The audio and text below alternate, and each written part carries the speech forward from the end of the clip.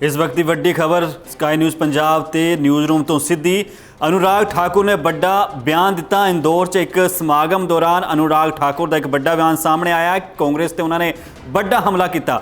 Swaminathan committee नूं लैके अनुराग ठाकुर ने कहा कि कांग्रेस हमेशा ही उन्होंने जिहड़ी आ दरकिनार करती रही आ ते उन्हां सिफारिशां नूं जदों भाजपा की सरकार बनी तो लागू किया और लागू होने तो बाद जिहड़ी लागत दे नाल 50% जिहड़ा वो किसानां नूं जिहड़ा वो मुनाफा होया। अनुराग ठाकुर ने यह गल जिहड़ी अज इंदौर दे विच एक समागम समारोह दे विच गलबात करते हुए अपना संबोधन देंदे हुए कही आ। ते इहदे नाल ही उन्होंने ये भी कहा कि असी जो किया है यानी कि मोदी सरकार ने जो किया है वो अजे तक किसी होर सरकार ने नहीं करया। होर की कुछ उन्होंने कहा, आओ सुनते हैं। कहना चाहता हूं, जो 2014 में कीमत मिलती थी गेहूं की और धान की, उसमें 43% इजाफा किया है हमने पिछले 6 वर्षों में। दलहन तिलहन में 65 से 70% इजाफा किया है। दालें हिंदुस्तान में इंपोर्ट होती थी, आज देश का किसान पैदा करता है। खेती बाड़ी योग्य जमीन ज्यादा हुई है, सिंचाई वाली जमीन ज्यादा हुई है, रिकॉर्ड आउटपुट हुई है। और खरीद भी देखी जाए तो गेहूं की 73% बढ़ी और धान की एमएसपी में खरीद 114% बढ़ी, यानी कि दुगनी से ज्यादा हुई। हमने खरीद भी ज्यादा की, मूल्य भी ज्यादा दिया, साथ ही साथ कृषि कानून में बदलाव लाकर देश के किसान को ये ताकत दी है कि देश के किसी व्यक्ति को किसी दाम पर किसी भी स्थान पर वो अपनी मर्जी से अपनी फसल बेच सकता है। ये आजादी पहले नहीं थी, ये मोदी सरकार ने देने का काम किया। स्वामीनाथन कमेटी की रिपोर्ट थी, कांग्रेस ने नहीं लागू की। हमने आकर लागत प्लस 50% मुनाफा, ये हमारी सरकार ने लागू किया। पीएम किसान योजना लेकर आए, किसान के खाते में 6,000 रुपया साल का हम डालते हैं। मैं खुली चुनौती देता हूं किसी राजनीतिक दल को, अगर किसी पार्टी ने कभी किसान के खाते में इतना पैसा डाला, हम एक साल में 12 करोड़ किसानों के खाते में 6-6 हजार रुपया डालते हैं। छोटे और मझले किसान को, सीमांत किसान के खाते में ये पैसा, स्मॉल एंड मार्जिनल फार्मर्स के खाते में मोदी सरकार डालती है ताकि उसकी मदद हो। प्रधानमंत्री फसल बीमा योजना में अगर 14,000 करोड़ रुपया प्रीमियम किसानों ने दिया तो 70,000 करोड़ का मुआवजा उनको मिला।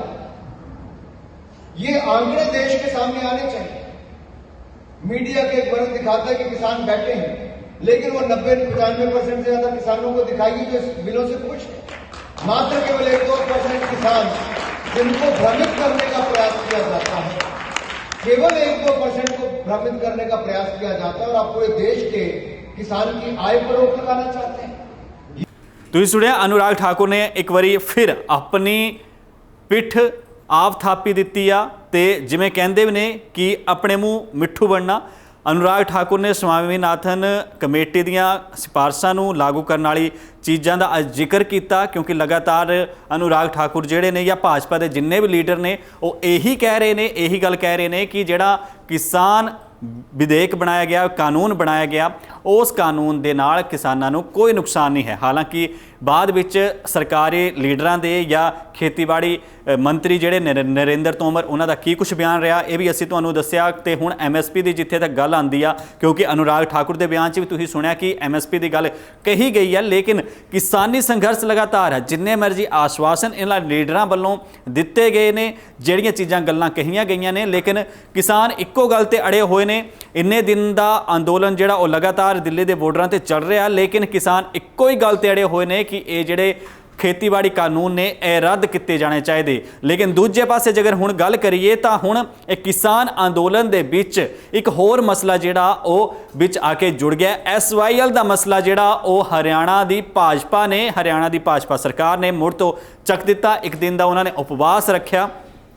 उस व्रत दे विच ये कहा गया कि जिहड़ा SYL का मसला उहदा हल कढिया जाए, पंजाब तो जिहड़ा उन्हां दा हक बनदा पानी आ दिता जाए। लेकिन पंजाब हमेशा एक गल कहंदा कि जिहड़ा पानियां दा मसला, क्योंकि पानियां दे मसले जिहड़ा एक समझौता होया सी SYL नहर दा, वो अज तो सालां पहलां होया सी ते कैप्टन अमरिंदर सिंह भी इहदे ते बयान दे चुके ने। विधान सभा दे विच भी यह मसला दोहां सूबियां दी विधान सभा च उठिया सी, उस टाइम भी इहदे ते काफ़ी रौला पिया सी। लेकिन वक्त अज मुड़ के वेखो कित्थे आ गया, जदों ਭਾਜਪਾ ਦੀ ਸਰਕਾਰ ਹਰਿਆਣਾ ਦੇ ਵਿੱਚ ਸੀਗੀ, ਪੰਜਾਬ ਦੇ ਵਿੱਚ ਅਕਾਲੀ ਦਲ ਤੇ ਭਾਜਪਾ ਦੀ ਗੱਠਜੋੜ ਦੀ ਸਰਕਾਰ ਸੀਗੀ, ਤਾਂ ਵੀ ਉਸ ਵੇਲੇ ਜਿਹੜਾ ਸੀ ਇਹ ਮਸਲਾ ਹੱਲ ਹੋ ਸਕਦਾ, ਲੇਕਿਨ ਅਜੇ ਤੱਕ ਇਹ ਮਸਲਾ ਹੱਲ ਨਹੀਂ ਹੋ ਪਾਇਆ। ਪੰਜਾਬ ਸੀਐਮ ਕੈਪਟਨ ਅਮਰਿੰਦਰ ਸਿੰਘ ਤੇ ਹਰਿਆਣਾ ਦੇ ਸੀਐਮ ਮੁੱਖ ਮੰਤਰੀ ਮਨੋਹਰ ਲਾਲ ਖੱਟਰ ਵੀ 2 ਜਾਂ 3 ਵਾਰੀ ਚੰਡੀਗੜ੍ਹ ਦੇ ਵਿੱਚ ਬੈਠਕਾਂ ਕਰ ਚੁੱਕੇ ਨੇ। ਹਾਲਾਂਕਿ ਜਦ ਕਿਸਾਨਾਂ ਦਾ ਮਸਲਾ ਜਿਹੜਾ ਸੀ ਉਹ ਗਰਮਾ ਰਿਹਾ ਸੀ ਤਾਂ ਦੋਨੋਂ ਦੂਜੇ ਤੇ ਇੱਕ ਬਹੁਤ ਜ਼ਿਆਦਾ ਟਵਿੱਟਰੀ ਹੋ ਗਏ ਸੀ, ਟਵਿੱਟਰ ਵਾਰ ਛਿੜ ਗਿਆ ਸੀ, ਇੱਕ ਦੂਜੇ ਤੇ ਆਰੋਪ ਪ੍ਰਤਿਆਰੋਪ ਦਾ ਸਿਲਸਿਲਾ ਜਾਰੀ ਹੋ ਗਿਆ ਸੀ। ਮੁਲਾਕਾਤਾਂ ਨੂੰ ਲੈ ਕੇ ਵੀ ਕੈਪਟਨ ਅਮਰਿੰਦਰ ਸਿੰਘ ਨੇ ਕਿਹਾ ਸੀ ਕਿ ਮੈਂ ਕੋਈ ਮੁਲਾਕਾਤ ਨਹੀਂ ਕਰਨੀ, ਕਿਉਂਕਿ ਮੁਲਾਕਾਤ ਨਾਲ ਜਦ ਗੱਲ ਹੀ ਨਹੀਂ ਕਰਨੀ ਤੇ ਇਹ ਮਸਲਾ ਕਾਫੀ ਗਰਮਾ ਗਿਆ ਸੀ। ਹੁਣ ਦੇਖੋ, ਜਦ ਇਲਜ਼ਾਮ ਲਗਾਇਆ ਜਾਂਦਾ ਸੀ ਪੰਜਾਬ ਕਾਂਗਰਸ ਤੇ ਕਿ ਕਿਸਾਨ ਅੰਦੋਲਨ ਜਿਹੜਾ ਉਹ ਕਾਂਗਰਸ ਸਮਰਥਿਤ ਆ, ਪੰਜਾਬ ਕਾਂਗਰਸ ਉਹਨੂੰ ਸਮਰਥਨ ਦੇ ਰਹੀ ਆ, ਲੇਕਿਨ ਜਿੰਨੀਆਂ ਵੀ ਕੇਂਦਰ ਦੀਆਂ ਵਿਰੋਧੀ ਪਾਰਟੀਆਂ ਨੇ ਉਹ ਸਾਰੀਆਂ ਕਿਸਾਨਾਂ ਦੇ ਸਮਰਥਨ 'ਚ ਆ ਗਈਆਂ। ਲੇਕਿਨ ਕਿਸਾਨ ਅੰਦੋਲਨ ਜਿਹੜਾ ਕਿਹਾ ਜਾਂਦਾ ਸੀ, ਅੱਜ ਕਿਸਾਨ ਅੰਦੋਲਨ ਨਾਲ ਰਹਿ ਕੇ ਅੰਦੋਲਨ ਦੇ ਨਾਲ ਉਹ ਇੱਕ ਜਨ ਅੰਦੋਲਨ ਬਣ ਗਿਆ। ਹਰ ਆਮ ਲੋਕ ਉਹਦੇ ਨਾਲ ਜੁੜ ਗਿਆ। ਲੇਕਿਨ ਹਰਿਆਣਾ ਦੇ ਵਿੱਚ ਜਿਸ ਤਰੀਕੇ ਦੇ ਨਾਲ ਐਟ ਪ੍ਰੈਜ਼ੈਂਟ ਜਿਹੜਾ ਐਸਵਾਈਐਲ ਦਾ ਮਸਲਾ ਚੱਕਿਆ ਗਿਆ, ਐਸਵਾਈਐਲ ਦੇ ਮਸਲੇ ਨੂੰ ਲੈ ਕੇ ਜੋ ਕੁਝ ਰਾਜਨੀਤੀ ਗਰਮਾ ਗਈ ਆ, ਰਾਜਨੀਤੀ ਦੇ ਨਾਂ ਤੇ ਜਿਹੜਾ ਸਿਆਸੀ ਫਸਲ ਕੌਣ ਸੇਕ ਰਿਹਾ, ਸਿਆਸੀ ਬੀਜ ਜਿਹੜੇ ਬੀਜੇ ਗਏ ਨੇ ਸਾਲਾਂ ਤੋਂ ਪਹਿਲਾਂ, ਉਸ ਫਸਲ ਦੀ ਪਕਾਈ ਕੌਣ ਕਰਨਾ ਚਾਹੁੰਦਾ ਤੇ ਪਾਣੀਆਂ ਦੇ ਨਾਲ ਉਸ ਪਕਾਈ ਨੂੰ ਕਿੰਨਾ ਕਿ ਸਟਰੋਂਗ ਕੌਣ ਕਰਨਾ ਚਾਹੁੰਦਾ, ਇਹ ਅੱਜ ਤਸਵੀਰ ਸਾਡੇ ਸਾਹਮਣੇ ਆ ਗਈ ਆ। ਕਿਉਂਕਿ ਹਰਿਆਣਾ ਦੇ ਵਿੱਚ ਜਦੋਂ ਭਾਜਪਾ ਦੀ ਸਰਕਾਰ ਸੀਗੀ ਤਾਂ ਐਸਵਾਈਐਲ ਦੇ ਮਸਲੇ ਤੇ ਕਿੰਨੀ ਕੀ ਆਵਾਜ਼ ਉੱਠੀ। ਇਹ ਸਭ ਨੂੰ ਪਹਿਲਾਂ ਜਾਂ ਅੱਜ ਤੋਂ ਪਹਿਲਾਂ ਐਸਵਾਈਐਲ ਦੇ ਮਸਲੇ ਤੇ ਭਾਜਪਾ ਨੇ ਕਿਉਂ ਇੰਨਾ ਵੱਡਾ ਜਿਹੜਾ ਬ੍ਰਤ ਸੀ ਉਹ ਕਿਉਂ ਨਹੀਂ ਰੱਖਿਆ। ਵੱਖ-ਵੱਖ ਟਾਈਮ ਤੇ ਵੱਖ-ਵੱਖ ਚੀਜ਼ਾਂ ਐਸਵਾਈਐਲ ਨੂੰ ਲੈ ਕੇ ਹਰਿਆਣਾ ਵੱਲੋਂ ਪੰਜਾਬ ਤੇ ਕੀਤੀਆਂ ਗਈਆਂ।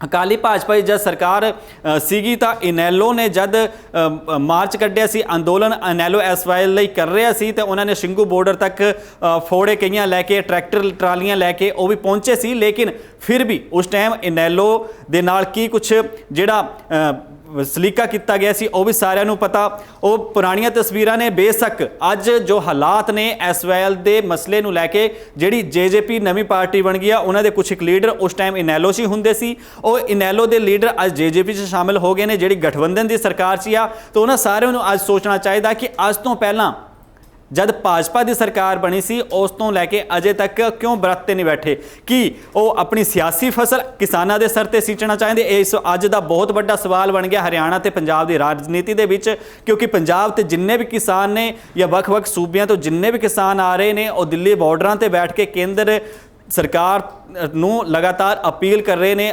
ਉਹਨਾਂ ਤੋਂ ਅਨੁਰੋਧ ਕਰ ਰਹੇ ਨੇ ਕਿ ਜਿਹੜੇ ਵੀ ਖੇਤੀਬਾੜੀ ਕਾਨੂੰਨ ਬਣਾਏ ਗਏ ਨੇ ਉਹਨਾਂ ਨੂੰ ਰੱਦ ਕੀਤਾ ਜਾਵੇ। ਲੇਕਿਨ ਇਹਦੇ ਨਾਲ ਜਿਹੜਾ ਇੱਕ ਮਸਲਾ ਐਸਵਾਈਐਲ ਦਾ ਚੱਕਤਾ, ਉਸ ਮਸਲੇ ਨੂੰ ਲੈ ਕੇ ਹੁਣ ਸਿਆਸਤ ਜਿਹੜੀ ਆ ਉਹ ਭਖਦੀ ਹੋਈ ਹਰਿਆਣੇ 'ਚ ਨਜ਼ਰ ਆ ਰਹੀ ਆ।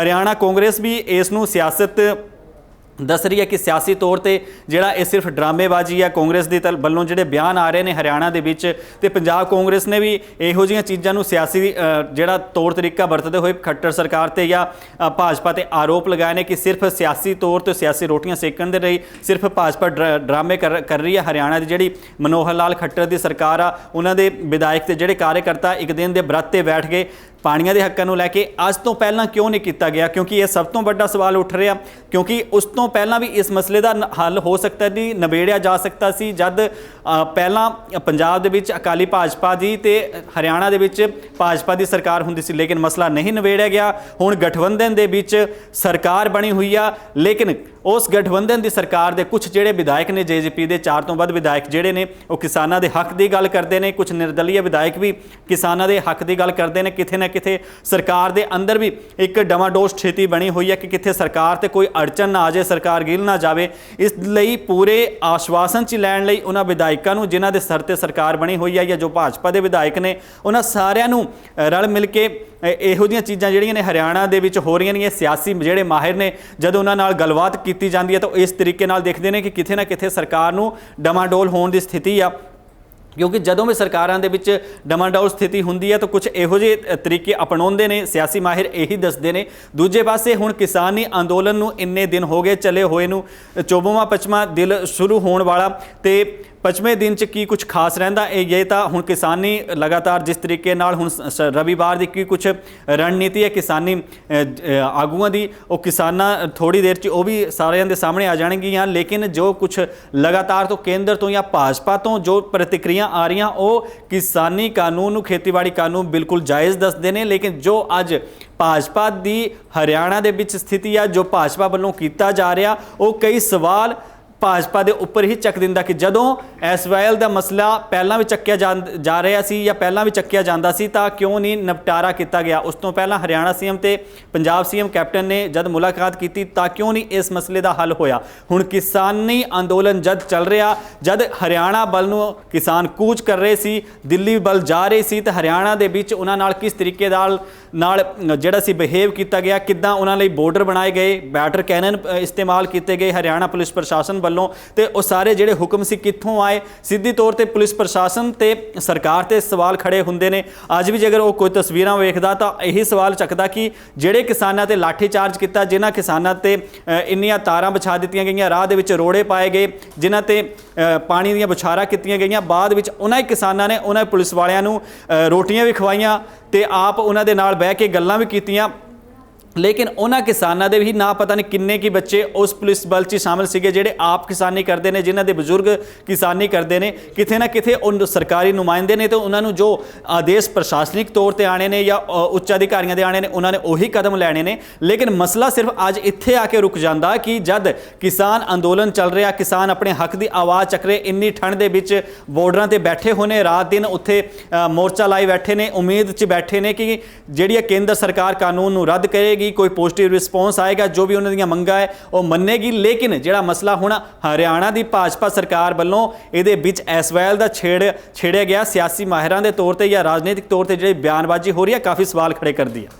ਖਬਰ ਦੀ ਤਾਜ਼ਾ ਅਪਡੇਟ ਦੇ ਲਈ ਸਾਡੇ YouTube ਚੈਨਲ ਨੂੰ ਸਬਸਕ੍ਰਾਈਬ ਕਰੋ, Facebook ਚੈਨਲ ਨੂੰ ਲਾਈਕ ਅਤੇ ਸ਼ੇਅਰ ਕਰੋ।